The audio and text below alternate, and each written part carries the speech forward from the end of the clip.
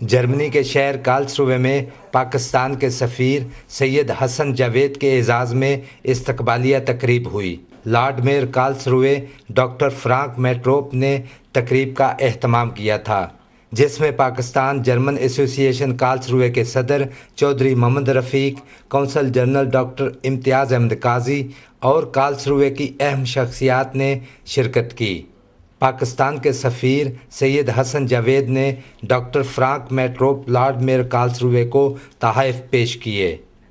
Oh, it's a very nice evening, and it's an honor for us, the citizens of Karlsruhe, that the ambassador of Pakistan, His Excellent Mr. Javed, has visited Karlsruhe and has said such friendly words about the city and about the friendship between Pakistan and Germany.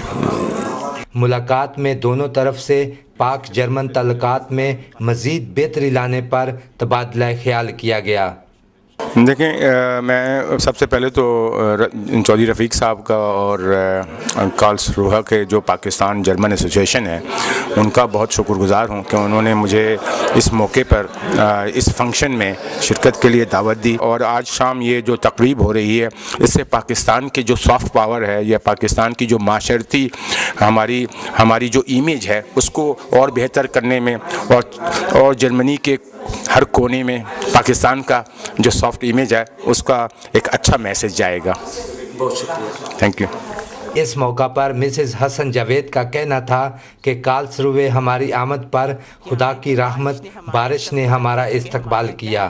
بارش رحمت ہوتی ہے، یا ہم بارش لے کے آئیں یا ہمارا رحمتوں نے استقبال کیا، یا ہم رحمت اپنے ساتھ لے کر کے آئیں، اور یہ جو ہے یہ ثبوت ہے کہ یہ دونوں ملکوں کے درمیان ایک اچھا نیک شگونی ہوگا۔ پاکستان کے سفیر سید حسن جاوید نے کارلسروے کی گولڈن بک میں اپنے تاثرات بھی تحریر کیے۔